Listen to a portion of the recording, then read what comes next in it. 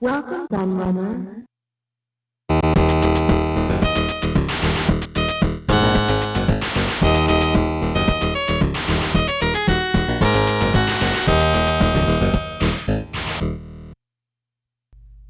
Hello everybody, Kieran aka the Laird here, and I'm back with something kind of new, I suppose, a new concept for the channel in many ways, although there is actually a story behind this that I will go into first, because those who watch my channel regularly will know that last month I did a special video to celebrate hitting 5,000 subscribers, and in that video I talked about the Atari IP acquisitions of, well, mainly of the Intellivision brand and what it meant for the company, and what IP I thought they should go after next, because there was a lot of talk about that, because Atari did say they were going to acquire more IP, and there was a lot of people saying, you know, this and that about what they should buy next, and I went into detail about what I thought they should do, and made some kind of logical sense of it, really, in terms of what they were doing, and explained the background to some of the other IP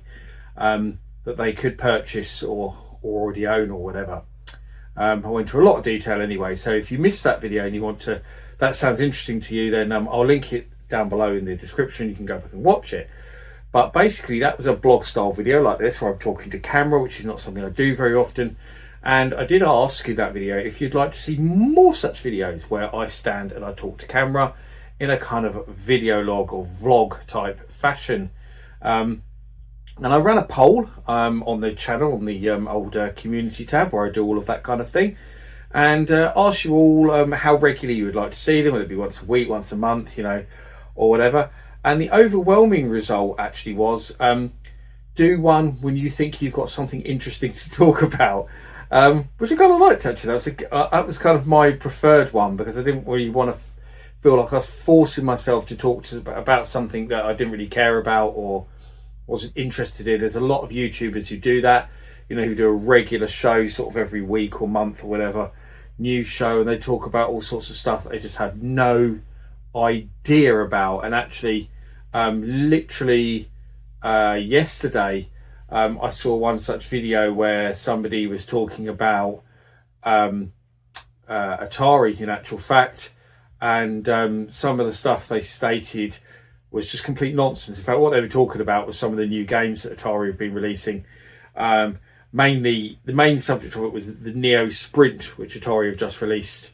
Obviously, an update on the Sprint franchise, which is the oldest racing franchise in existence in video games, and they just released a new title in that series after many years. And but they just got so much completely wrong when they were talking about the Sprint series, and actually Atari, just loads of it was just absolute nonsense, because for starters they described the original Sprint 2, the first one that came out, as an isometric driving game. Yes, I think anyone who knows anything about Sprint knows it's bloody top down.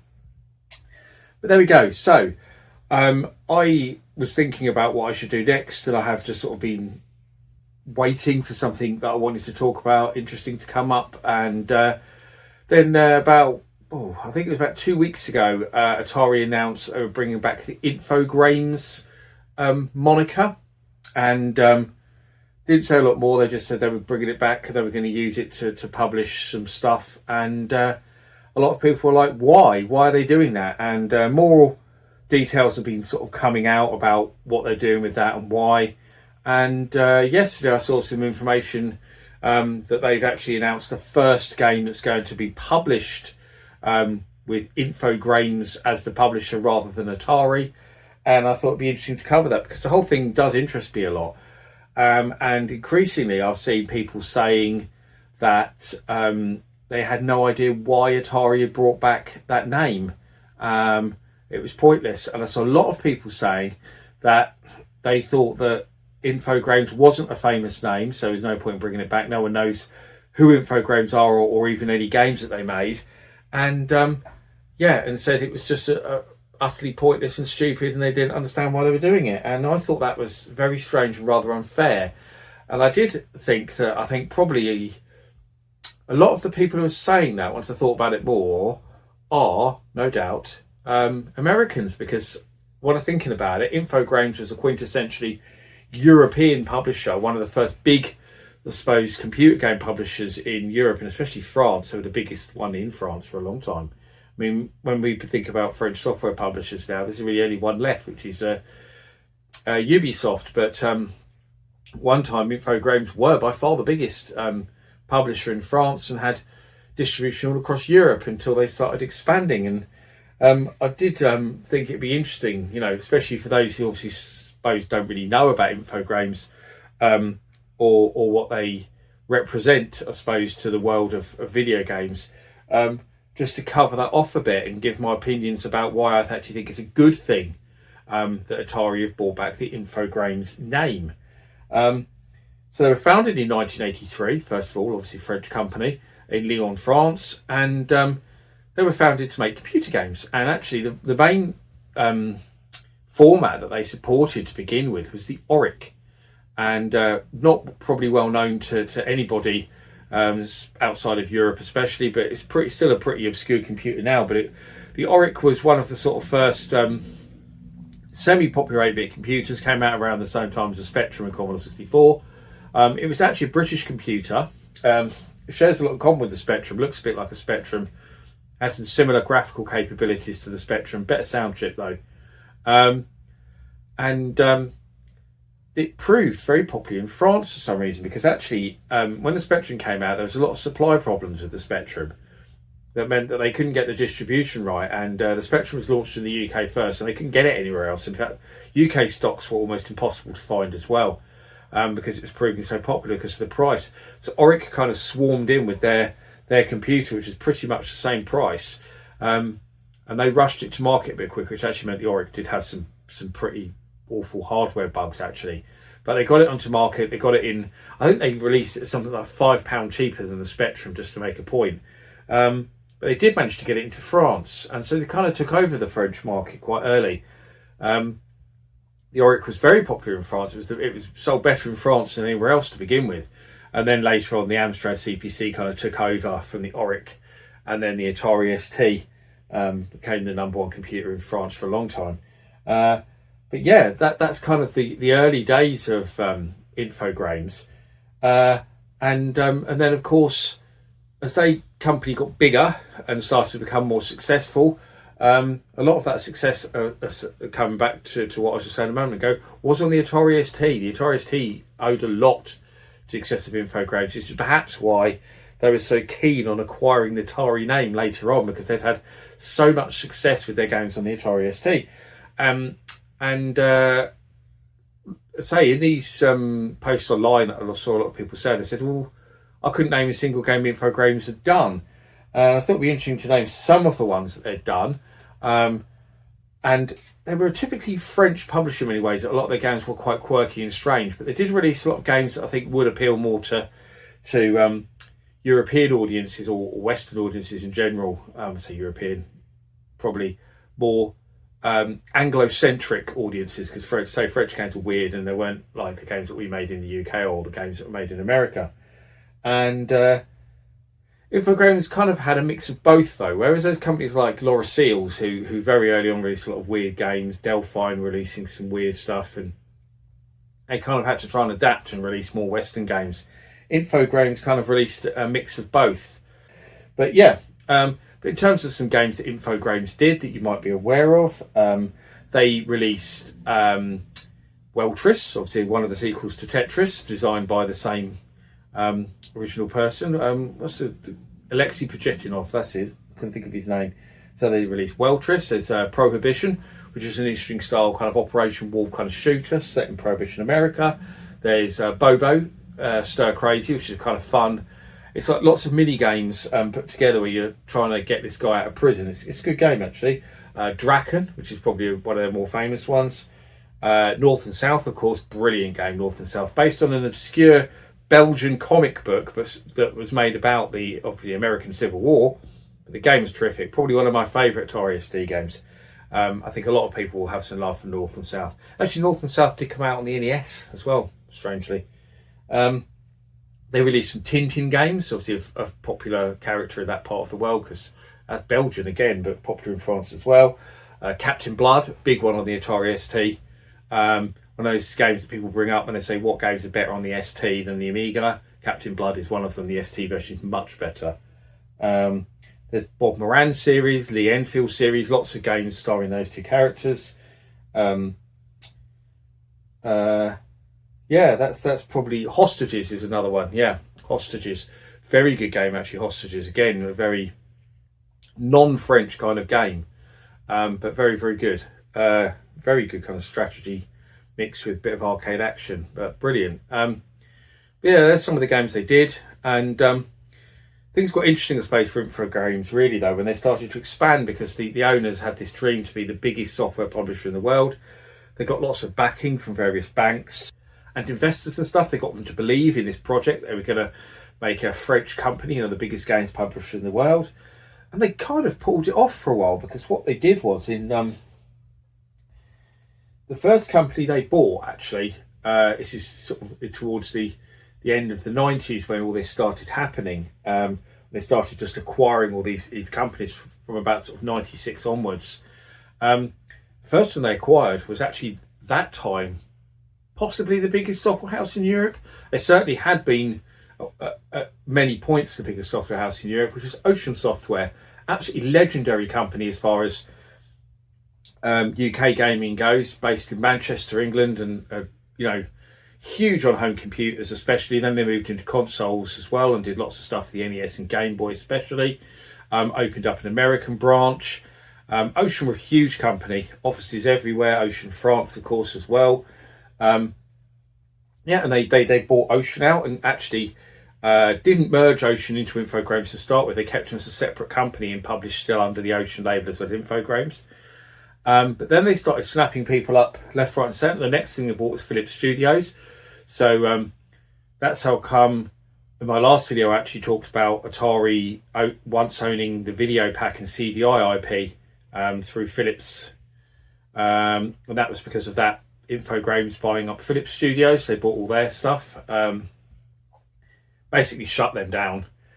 Then they acquired Gremlin.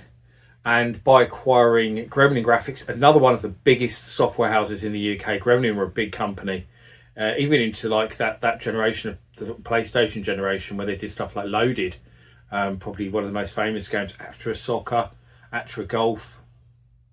But an interesting thing about Gremlin is at that time is that Gremlin had actually bought out a couple of companies just previously to them being bought out by Infogrames, and two of the companies that they bought was the developer Imagitech Design, who had a very strong Atari connection because they'd done loads of stuff for the Jaguar and Lynx. So, for example, they did the ports of Raiden and Dino Dudes, aka the Humans. So Bubsy, of course, on the Jaguar they did as well. Imagitech Design. The Imagitech Design were particularly renowned for their sound studio because they did the soundtrack for Tempest 2000 and Defender 2000. But they also worked very closely with Gremlin, which is why Gremlin ended up taking them over. And the other developer that Gremlin had bought out, who they'd worked closely with before, was DMA Design, of course, who are now Rockstar North, still around, because later on Infogrames sold DMA Design to Take-Two Interactive. So, and they became Rockstar North. So they kind of kept them for a while and then sold them back off again. I bet they regret doing that now, don't they? But there we go. Yeah. GT Interactive in America was not long after that they bought, and actually the other company they bought, American company, which I missed out, the first American publisher they bought when they were really trying to push to get into America. They had Ocean America, who weren't that massive.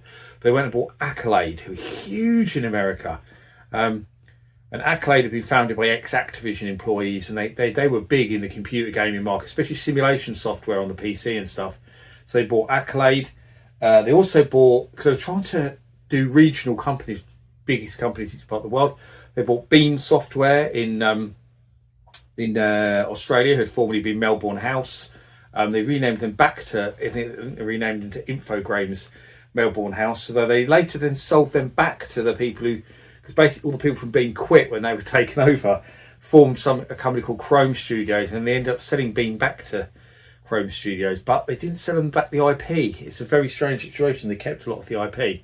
because I'll go into that in a moment. And then, yeah, GT Interactive in America, another big American publisher they bought, and they kept the GT Interactive name for quite a while as well. They kept using it before folding everything together, because eventually they would buy, of course, Atari when they took over Hasbro's games division in 2003. And that included Hasbro Interactive label, that included Atari, and that included Microprose, another big American publisher who had global distribution and name recognition. So they did really well with those acquisitions there, and they kept, say, running some of those as separate companies for a while. And then in 2009, they made the decision to just basically merge everything into one company. And they basically would only have two companies, which would be Infogrames in France would then become Atari SA. So totally changed the name of all the company. And then the American part would become Atari, just Atari Inc. In America. And then they would have Atari Europe, which I think were based, they probably were still based at Ocean's old offices, but I'm not sure. I think they were for a while, though. I think they were based in Manchester. But basically they would have these everything would be called Atari, regardless of where they were in the world. And they would use the Atari name for its leverage, for being such a well-known name. And the Infogrames name then kind of disappeared. But recently, obviously, Atari, after quite a few years back, had their bankruptcy proceedings where they were very much on the verge of going bust. And they managed to eventually pull themselves out of it. And the reason why they managed to pull themselves out of it was because, one, they managed to get a load more investment, including they got some of their biggest shareholders to cancel a load of debt, which helped as well. But they sold off a lot of their IP that they didn't feel they needed, which got them in some revenue as well. Like they sold the Microprose name off, but not the Microprose IP. Another company bought the Microprose name for its name recognition. They sold a lot of the Gremlin software and IP back to Ian Stewart, who had founded Gremlin. I can't remember, he had set up a new company, and I can't think what they're called. Urban Scan? I think it is Urban Scan. He sold a lot of that back to them. He sold most of the old Ocean IPs. They own very little of what was Ocean. I think they probably still own the Ocean name, but certainly Ocean, but the other thing, Ocean didn't have tons of IP, because Ocean mainly specialised, as most people will know, in big name arcade and film licenses. So therefore Ocean didn't have much IP of their own, but the IP they did have, they mostly sold off. Some of it was bought by Pico Interactive, the indie games publisher in America. Sort of did a lot of homebrew stuff before that, but they bought a lot of Ocean's IP. They actually bought a lot of the old Beam software IP as well, like Way of the Exploding Fist, I think, to remember, that Pico bought, which was Beam software IP from Australia. They bought some of the Ocean IP. I'm trying to think what they bought. I think they might have bought Hunchback. They bought Head Over Heels. I know that was one of the Ocean IPs that they bought. I'd have to go and look at the list, but that's certainly some of the ones that they bought. And then some of the older, more less valuable, more obscure Ocean IP, especially the stuff that was owned originally by Imagine.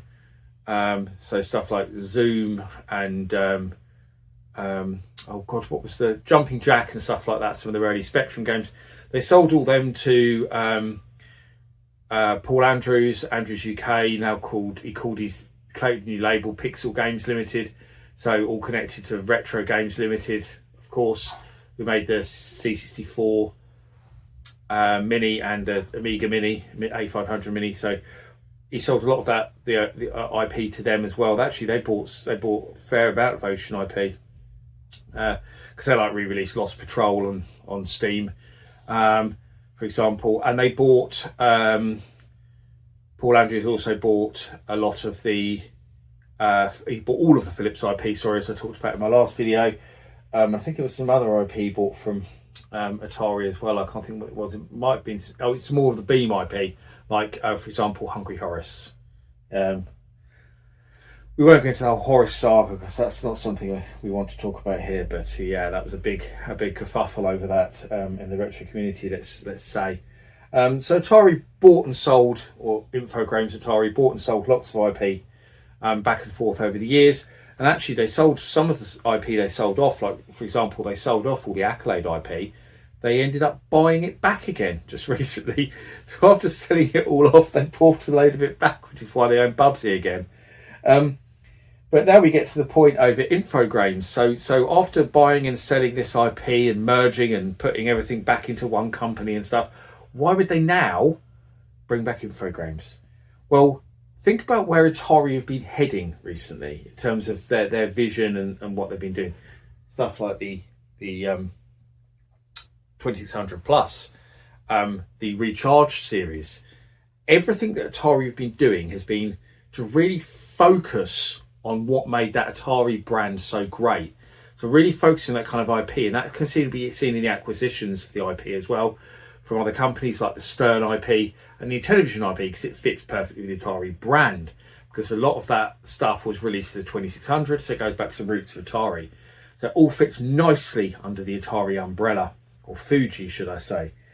But there's other stuff that Infogrames have been doing over the years that doesn't quite fit so nicely under Atari. I mean, for example, one of their biggest IPs that they're best known for is Roller Coaster Tycoon.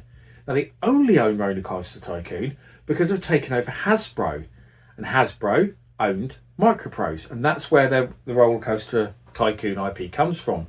Chris Sawyer, of course, worked for Microprose, and all of that goes back to then. But is Roller Coaster Tycoon Atari? Not really, is it? Because they only own it because of IP acquisitions, and a very long-winded one, as I've just pointed out.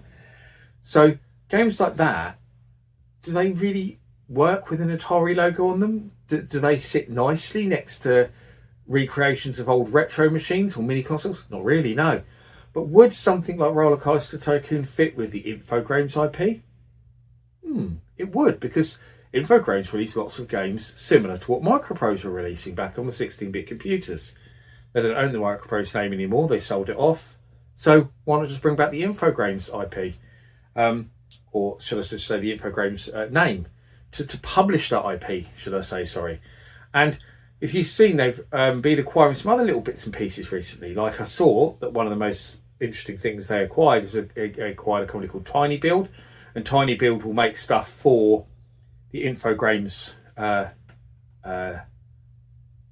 brand, so to speak. And there's a game called Surgical Simulator, which apparently is a quite popular indie game. I don't know it, I have to say.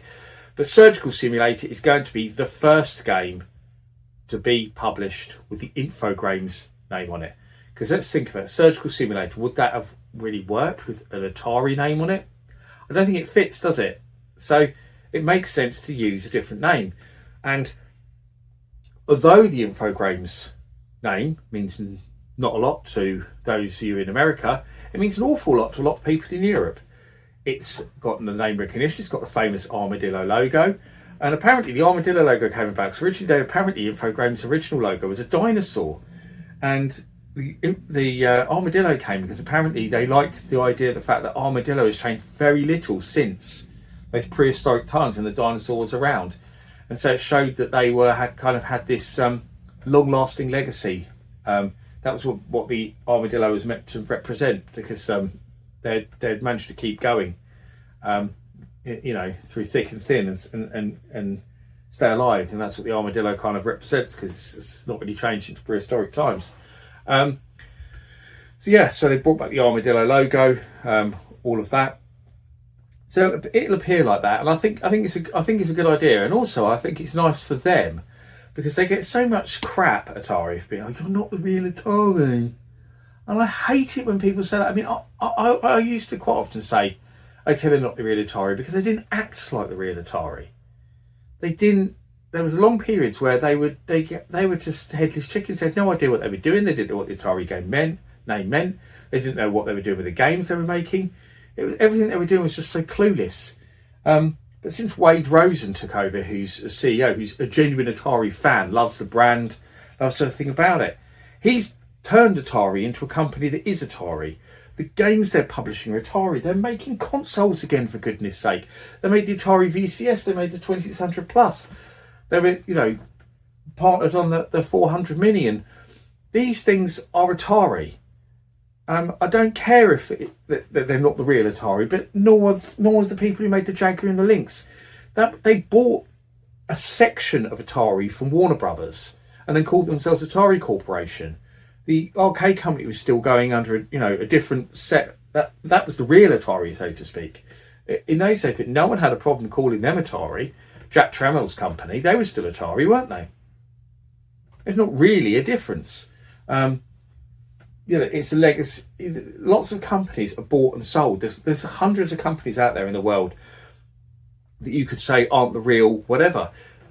Sega were an American company originally. Now we know them a Japanese company, and they've merged and with different people over the years. There's loads of companies that have changed hands, but we don't go, oh, they're not the real, whatever. Look at all the car companies that say General Motors bought off different people. You don't go, oh, they're not the real Chevrolet, or they're not the real Opel. This. No one says things like that, but yet everyone says, oh, they're not the real Atari. They're the realest Atari they've been since the mid-90s, to be honest with you, in terms of what they're doing and what they're publishing, and even doing things like appointing Nolan Bushnell to their board. Great idea. He was the founder of Atari, for goodness sake, and he's on their board. And I think I'd say that makes them pretty genuine as far as Atari is concerned. But yeah, that's my thoughts. I know it's been very long-winded and I've gone on quite a bit, but hopefully you found it interesting, and it'd be interesting to hear your thoughts on what you think about Atari, bringing back the Infogrames name, because now all those people can't go, you're not really Atari, you're really Infogrames. They're both now, aren't they? Because they've got Infogrames and Atari, and they're sitting side by side and they're doing different things. They've got Atari for the retro, to fill that and keep doing what they're doing, bringing the retro vibes back, and the new retro style games like the Recharge series, launching stuff like the 2600 plus, even launching new 2600 games, for goodness sake, which is just amazing. And then for all the other stuff they want to do, like the PC games and the simulation games, they can now do them under Infogrames. Keep them separate. Don't confuse the brand again like they did in the past with Atari. Keep Atari, and then everything else they want to do, Infogrames.